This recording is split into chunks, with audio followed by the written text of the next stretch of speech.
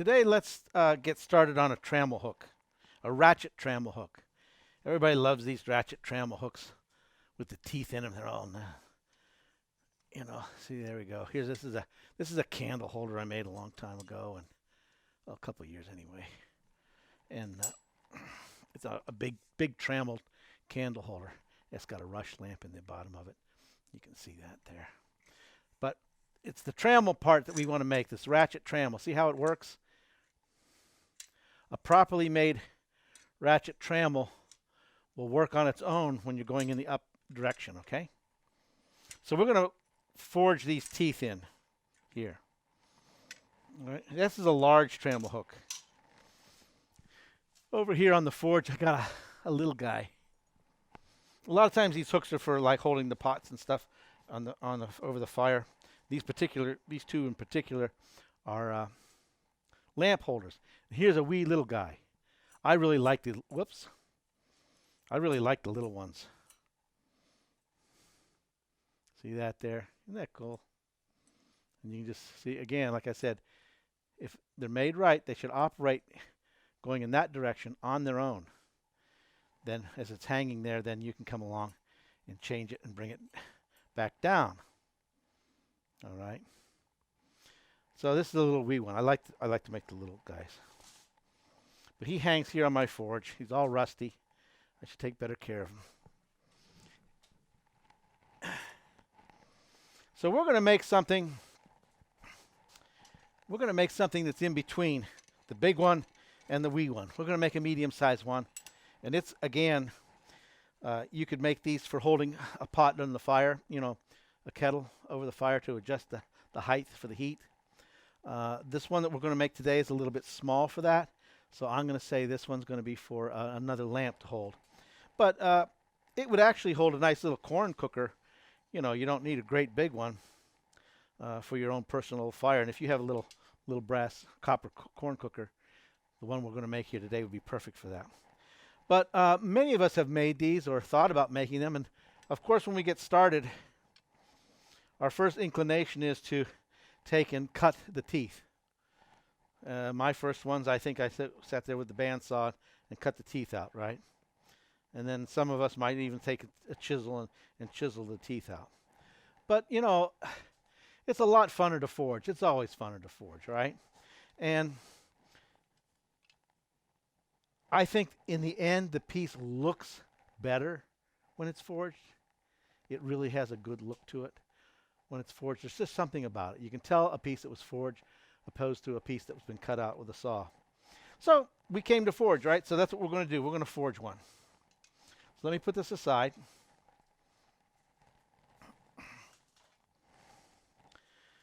We're going to be working with,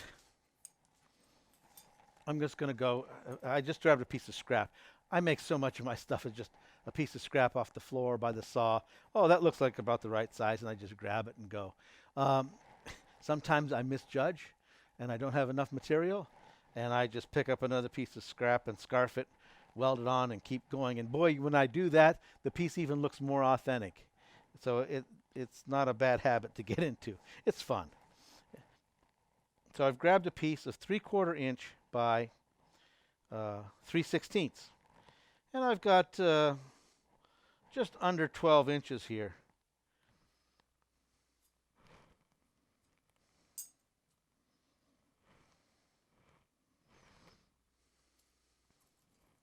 So go with 12 inches here. Give yourself extra material. It's better to have too much than too little. We can always cut off the excess when we're done. So laying this out, I'm just going to come down here. I need a bunch of material. Remember, your ratchet goes such.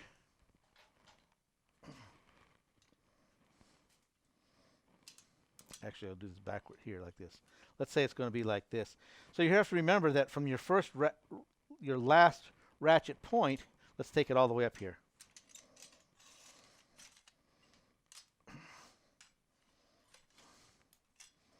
You need to leave enough material for this piece to go at an angle and still have room here, space for your band coming across the top. So this is a little guy, but I'm still going to leave plenty of extra for myself I'm just experimenting here. I don't write this stuff down when I make it. I usually pick up a piece and I mark it out accordingly for what my mood is today and what the piece is going to be. So give yourself extra. You can always cut it off. So 3 inches, and every time I do this, I decide a different size. I go with what I feel like today. And today I feel like them to be 3/4 inch teeth. Okay, for my starting. They're actually going to be longer when I get done, but I'll show you what I do. Okay, so I've decided that this 3/4 inches is today's size of the teeth to start out with. Sometimes I'll go 1/2 inch, sometimes I'll go 1 inch. Whatever I feel like today. Now, I want to mark each one of these at 3/4. So I'm just going to bring that back to the even number and come out here 3/4. Bring that back to an even inch and go 3/4. Instead of me sitting here saying 3/4 and 3/4 is 1.5 inches, and then from 3/4 to, is 1 inch and 1/4. So I just bring it back 3/4. Bring it back there 3/4. Bring it back 3/4. And bring it back and 3/4. Now, how many teeth do I have here? I have 1, 2, 3, 4, 5, 6, 7 teeth. I like an uneven number in my in the teeth on the trammel hook. You do what you want to do, but I like an uneven number. So this will be the lower end that has the hook on it. Now, first we have to mark each of these spots. And to do that, I use one of these right here. Do you see this? You see this tool?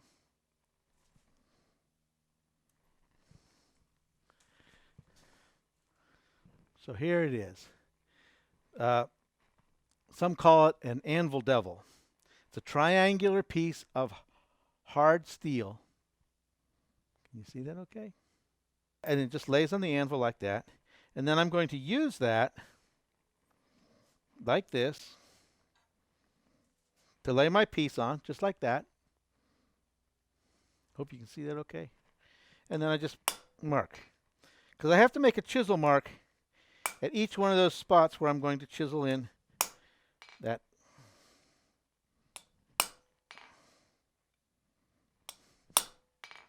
And right down the line I go. Using this anvil devil. Really handy tool. A lot of fun.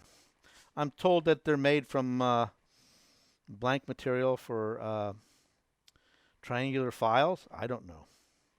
But horseshoers use these quite a bit, and you'll find them very, very useful. I'm going to turn that around now. I'm the one going to see the mark and not you, but I still had 2 more to go. Oops. So you can just do that. That one isn't very deep.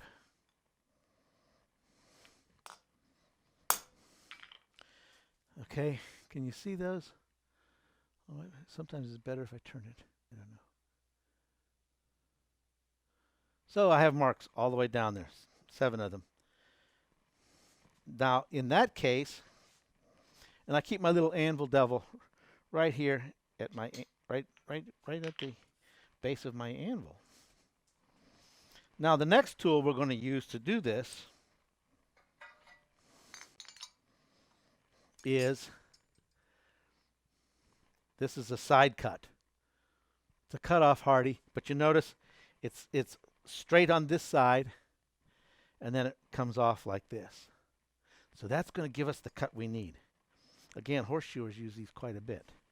But here's what we're going to do with it. We're going to use this, okay. We're going to use this like this. I bought those notches. Remember those notches I just put in there?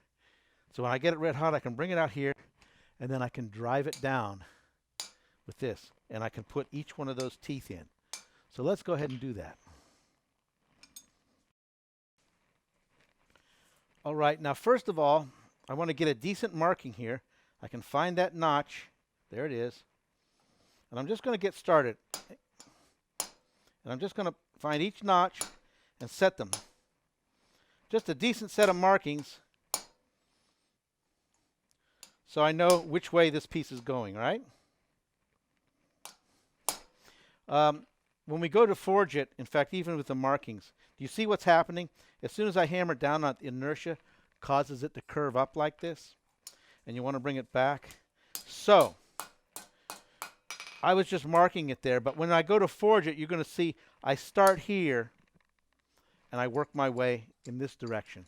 Because if I start here and work my way back, the inertia and what I'm forcing down here, it won't lift up as much. But you're going to be constantly straightening it back out again. You can already see the marks that I put in there, right? And these are just the initial marks, so I know which way it's going.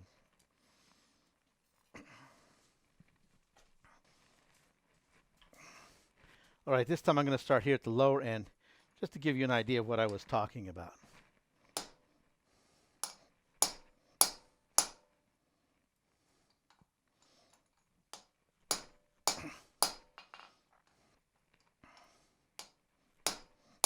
See how I find that mark in there, and then I work my way down.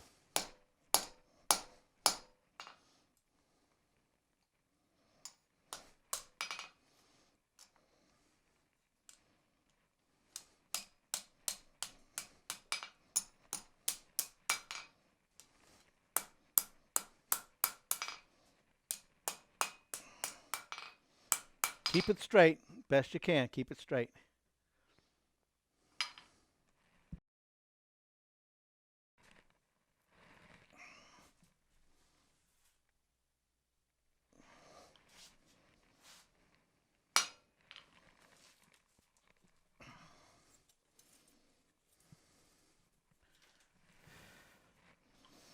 So you'll have to make several passes.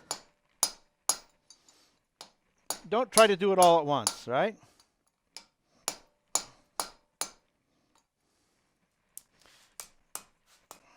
it starts to get crooked on you, just straighten it out.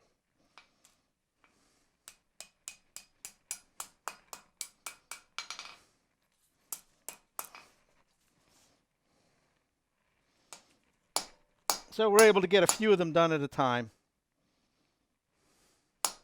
And then we have to heat the bar back up to get the other end. Keep it straight. We're already getting there.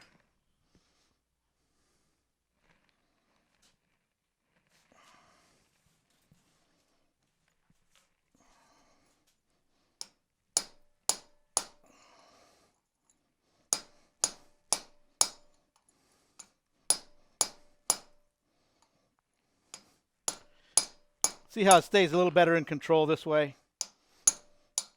You don't get nearly the movement.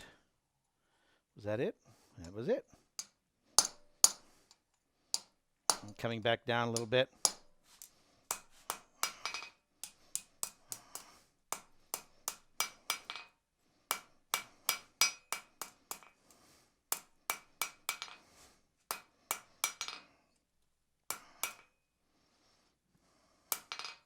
So already you have a nice set of teeth in this piece, right?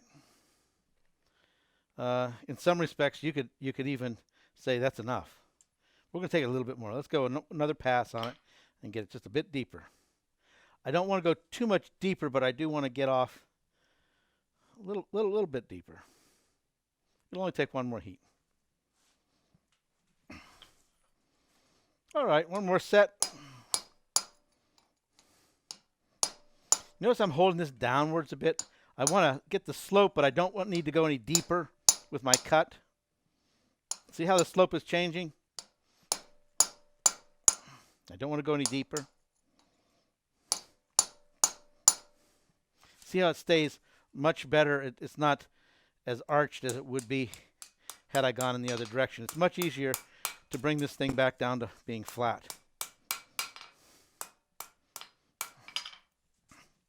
Let's look at it from above.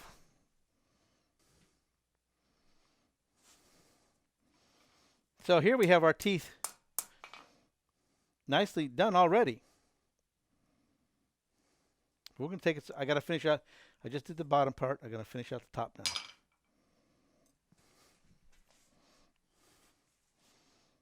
So here we are. We have the last few to go. See how it isn't curling up on me? Nice.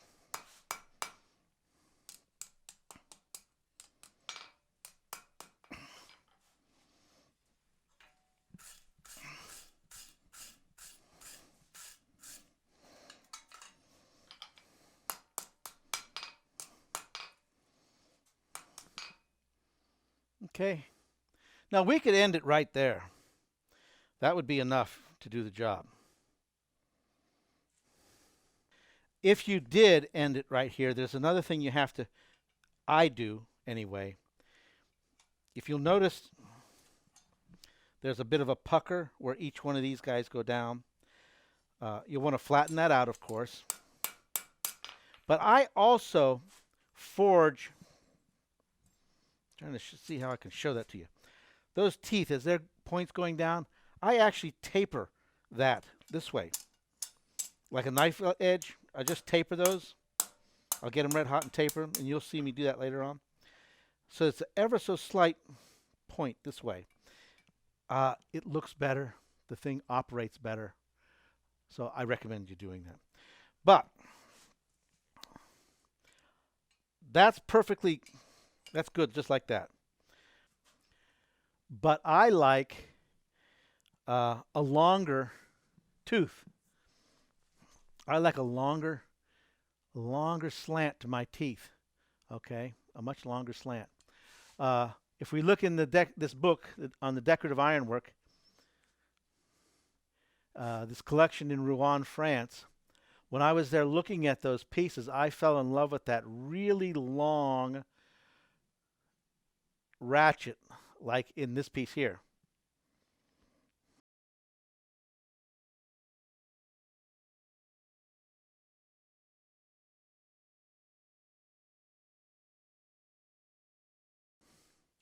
So in order to get that, we only have so much slant on this little cutoff here, right?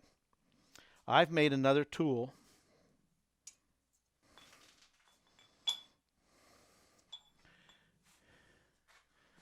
And it looks like this right here. And it's a ramp, you see. It's a ramp. The piece is going to go into it like that. And this ramp is just simply for lengthening that.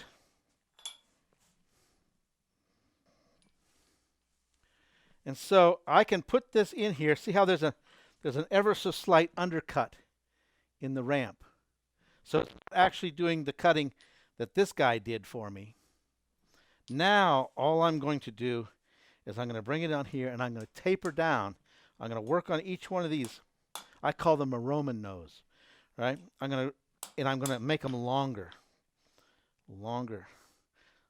taper to that. Okay, but that's a neat little tool. It's just a ramp. Okay, now I don't have to do it to this last guy because he's going to get tapered into a long shaft here. But we'll start with the next one. You see how I can just lay that in there. What a difference. See the difference in those two already? Nice and long. I like that. Boy, they already have quite a different look, don't they? And I'll tell you why you want to do that if you decide. That different look right there, you can see the two. The other smiths out there are doing this tight one. And there's nothing wrong with that. It looks good. Traditionally, there's a lot of originals that way. But when you start doing this, people recognize your work as being different and graceful, long and graceful. Wow, do you see the difference in those guys already? Stand right there. The little short ones and the long ones. Okay, I'm going to heat it up and get some more done.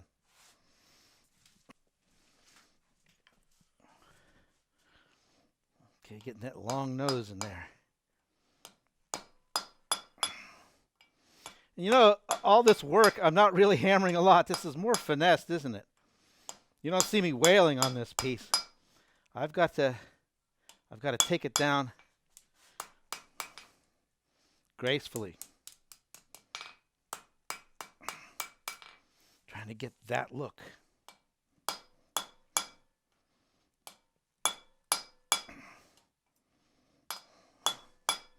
Do you see the difference in that compared to what is out there? And already I can start forging that knife edge on it, see? I figured those last guys there I just did, they're done. So now I'm going to give it this ever so slight taper. Just ever so slight. Take out the puckers.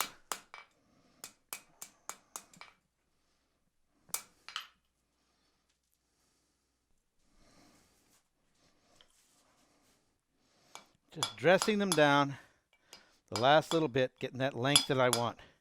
Remember this guy said I was going to draw him out? You'll see that next.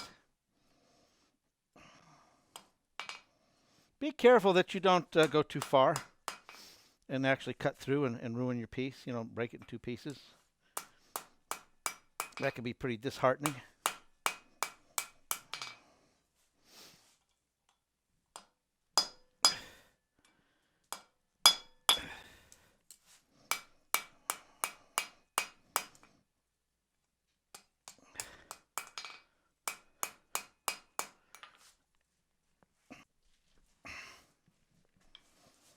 So now I'm just hammering that knife edge onto it, right? Back and forth. Give it a little bit of a knife edge. It's going to want to bow on you again while you're doing that. Tuck it back in. Keep it straight. Flatten the whole piece nicely. If you have a helper in the shop, boy, this is where lay a flatter on top of that. And then just go right down. You could both this way and that way. A flatter would be very helpful.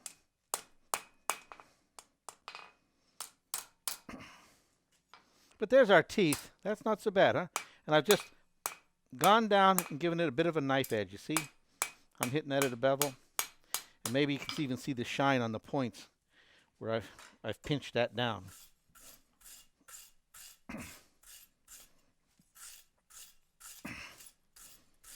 A little bit of brushing goes a long way, doesn't it? So you can kind of see those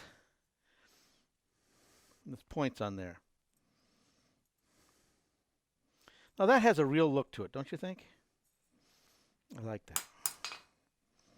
Now I mentioned about this last one here. If you were making it as a trammel hook that was going to hold a corn cooker, in fact, you know, maybe we should do that, but that wasn't my plan. You could just keep flatten that out and then just at that width, keep it to that width, and then just bring it around to hook, and then your pot could hang right in there. But I wanted this to hold a lamp that I have already made, and so I'm just going to reduce that down. Okay, and you just really simply reduce that down. We'll turn this around here. So I'm going to get it hot, and right over the edge of the anvil here, I'll reduce that piece down. Okay, this is a technique we use all the time, where we lay the piece over the edge like this, right? And we start to hammer down on it, and then we walk it up while we're doing that.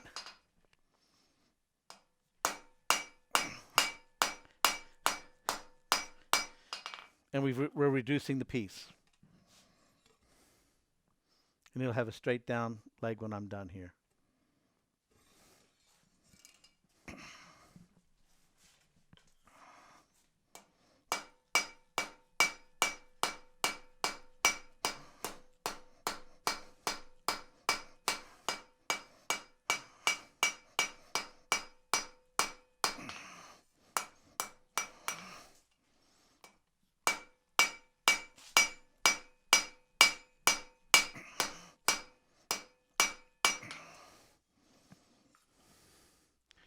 See how that now has just reduced into a square as it works its way down.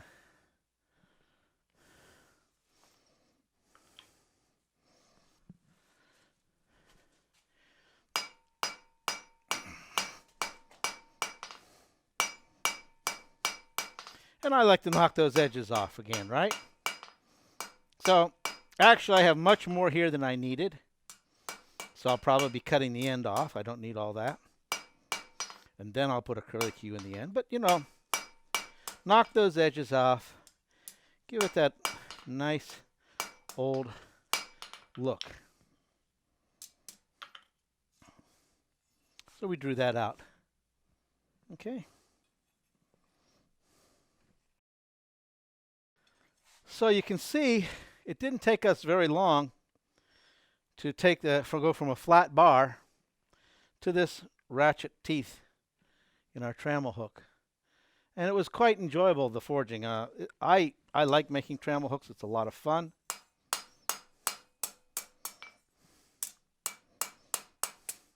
It didn't take long, and it was a lot of fun. So our next step in this process, let me grab another pair of tongs here.